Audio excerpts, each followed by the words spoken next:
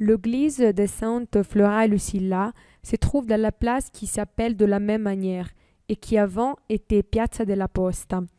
Cette église a été construite en 1278 en style gothique, en restructurant une église qui n'était pas très importante. Le monastère a été construit en 1315. Au début, le premier projet présentait une seule nef avec une grande fenêtre jumelée à l'entrée et 3 chapelles rectangulaires. Les murs qui nous restent et le pierre parfaite nous font comprendre la perfection du travail. On pense que plus ou moins en 1565, Vasari a commencé à suivre la restructuration de l'église en lui donnant des caractéristiques de la Renaissance.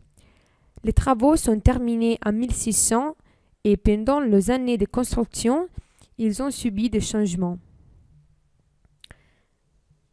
De la façade de Vasari ne reste qu'une photo qui permet toutefois d'en décrire les éléments. Sur l'enduit de la vaste façade ressortait un ample œil rond et les portails en pierre.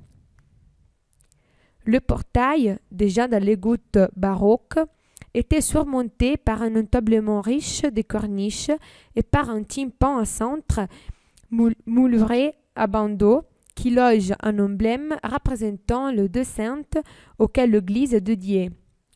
La grande porte en bois est décorée à panneaux rectangulaires. L'entrée est complétée par un escalier bizarre aux formes irrégulières dans l'égout baroque. Dans l'œil au centre de la façade, sur lequel il y avait un vitrail polychrome, ne reste que le signe laissé par le pierre de tamponnements différentes. La façade a été nécessairement restructurée après le collement de l'enduit en 1908. On proposa 3 solutions.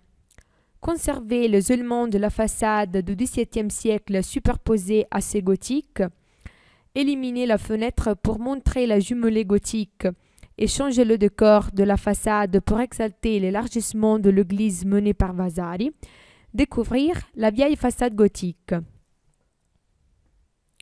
En suivant la deuxième opinion, on a mélangé l'architecture de la Renaissance avec celle gothique, jusqu'à obtenir une solution mauvaise. De cette partie, on a seulement 2 fenêtres jumelées, de 200, pareilles à celles de la façade, mais on les a murées. Cette partie longe Rocavour avec un rythme très animé et caractérisé par des lunettes qui donnent lumière à l'église. Il y en a de grands dans le transept, 3 plus petits dans le chapelle latérale.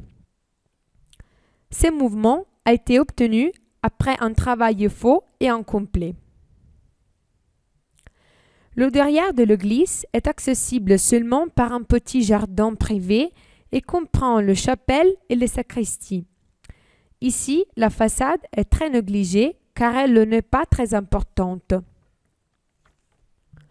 Le beffroi a été réalisé en suivant le projet de Gregorio Ricciardetti et il fut construit jusqu'au 2e étage entre 1649 et 1650.